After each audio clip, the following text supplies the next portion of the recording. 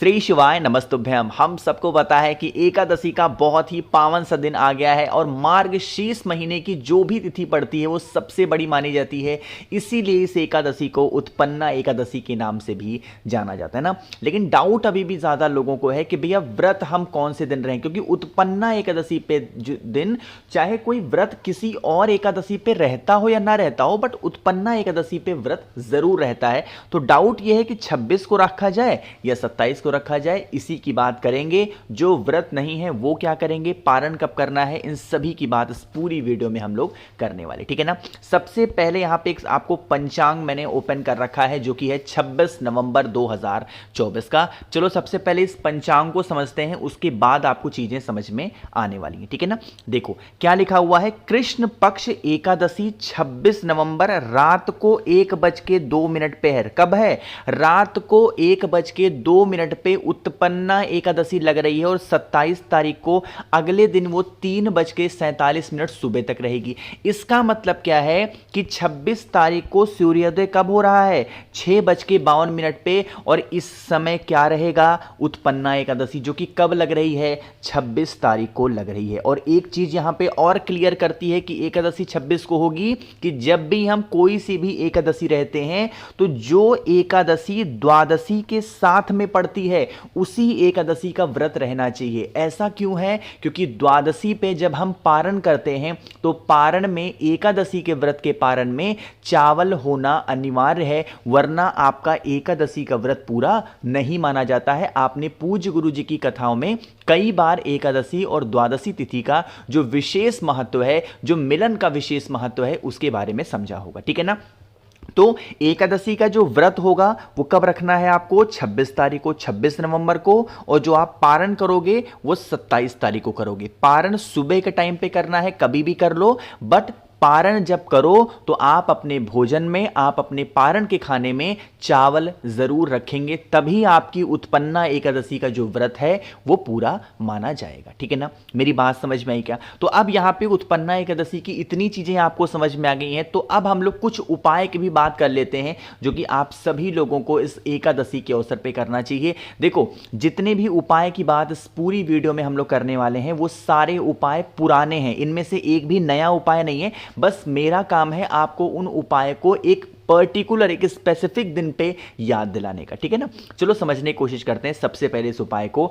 अगर आपके घर में धन संपदा की कमी है, यानी कमाई कम है और खर्चे बहुत ज्यादा आपके हैं, 100 रुपए कमा रहे हो और खर्चे आपके 200 रुपए के हैं, तो आप इस उपाय को करेंगे। इसके लिए आपको एक तांबे का लोटा लेना, ठीक है ना।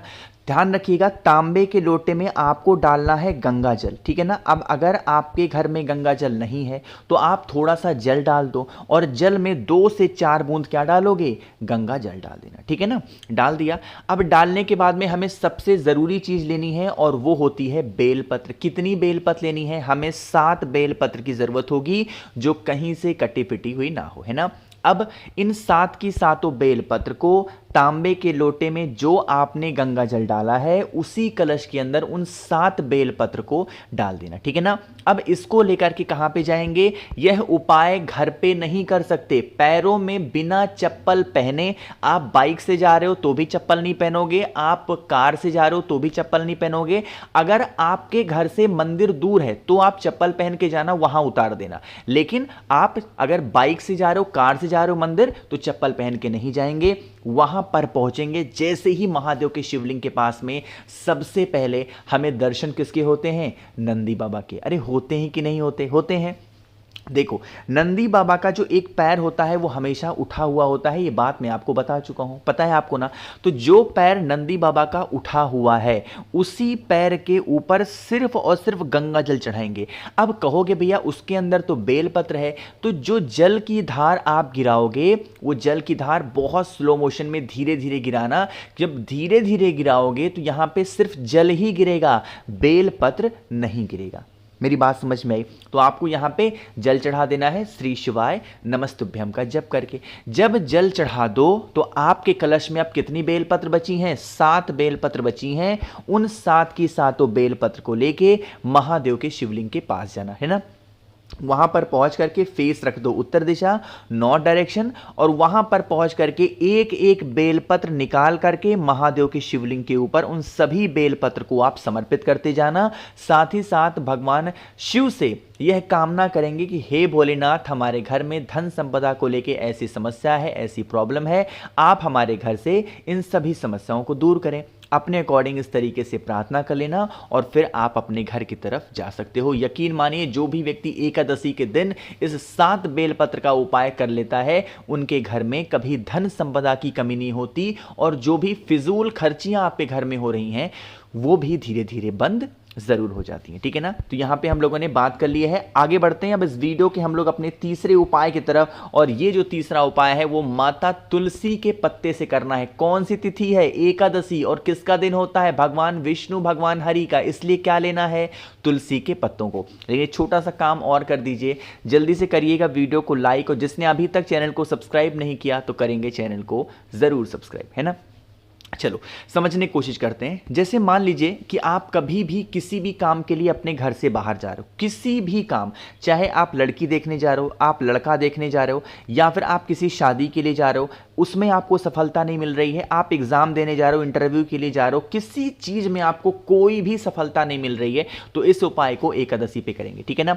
इसके लिए क्या करना है? आपको तुलसी माता के पत्तों की जरूरत पड़ेगी। कितने पत्ते लेंगे? 11 तुलसी माता के पत्ते। अब यहां पे एक नियम है, सॉरी, वो नियम ये है कि तुलसी माता का जो पत्ता है, या पृथ्वी पर रहने वाले कोई भी वृक्ष का जो पत्ता होता है, एकादशी के दिन अगर हम तोड़ लेते हैं गलती से भी, तो इसका हमें बहुत बड़ा दोष लगता है। इसीलिए आपको तुलसी माता के पत्तों को क्या करना है? तोड़ना नहीं है। फिर क्या करेंगे?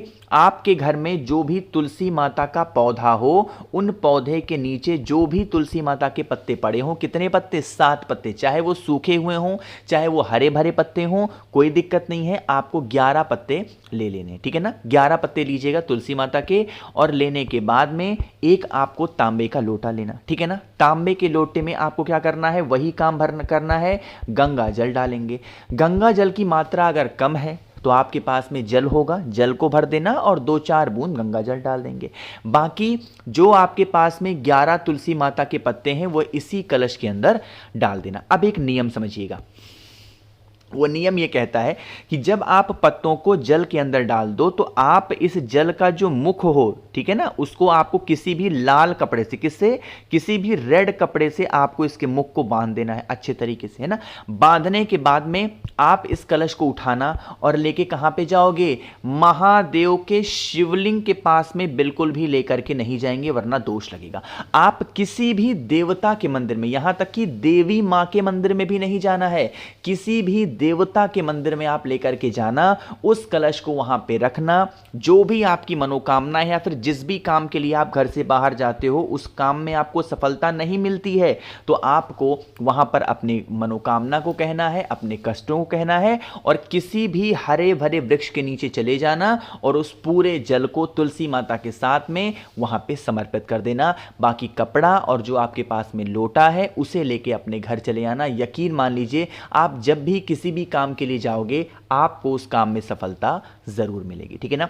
तो यहां पे हम लोगों ने बात कर ली है अपने 3 उपाय की। आगे बढ़ते हैं इस वीडियो के हम लोग सबसे आखिरी और बहुत ही ज्यादा इजी से उपाय की, जो कि आपको करना है लड़ाई झगड़े के लिए ना। घर में अगर आपके क्लेश बहुत होती है, घर में सुख शांति समृद्धि नहीं है, तो आप इस उपाय को करेंगे। लेकिन एक छोटी सी बात समझा दूं, अगर आपको पूजा पाठ से संबंधित कोई भी चीजों को चाहिए हो, आपको मंगाना हो, आपके घर के आसपास नहीं मिलता हो शुद्ध ओरिजिनल, तो आप मुझे व्हाट्सएप कर सकते हैं 9005643345। बहुत ही कम प्राइस में मैं आपके घर पे भेजूंगा। और लेकिन एक छोटी सी कंडीशन है, जो भी लोग यमुना पार मथुरा के रहने वाले हैं, उनके कोई भी ऑर्डर एक्सेप्ट नहीं किए जाएंगे। इस चीज का ध्यान रखिएगा। ठीक है ना।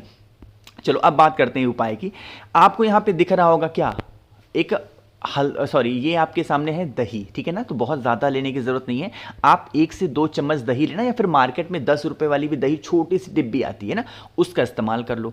उसको लेने के बाद में एक आप तांबे का लोटा ले लो, उसके अंदर आप जल भरना, जल के अंदर थोड़ा सा 2-4 बूंद गंगा जल डाल दो, और फिर लेके पहुंच जाओ महादेव के शिवलिंग के पास में। जो आपके पास में दही है, सबसे पहले उस दही का लेपन महादेव के शिवलिंग के ऊपर करेंगे। जब दही का लेपन करोगे और यह लड़ाई के लिए उपाय है तो कौन से महादेव का नाम लेंगे?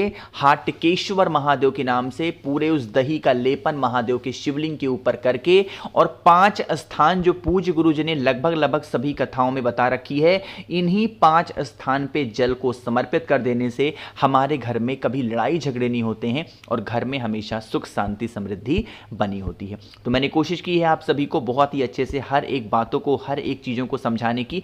बाकी वीडियो पसंद आई हो तो लाइक करिएगा, कुछ पूछना है नहीं समझ में आया नीचे कमेंट सेक्शन में पूछ सकते हैं, और मेरे जितने भी भाई बहन आवाज़ आज मेरी पहली बार सुन रहे हैं चैनल को ज़रूर सब्सक्राइब करेंगे। श्री शिवाय, नमस्तुभ्यम।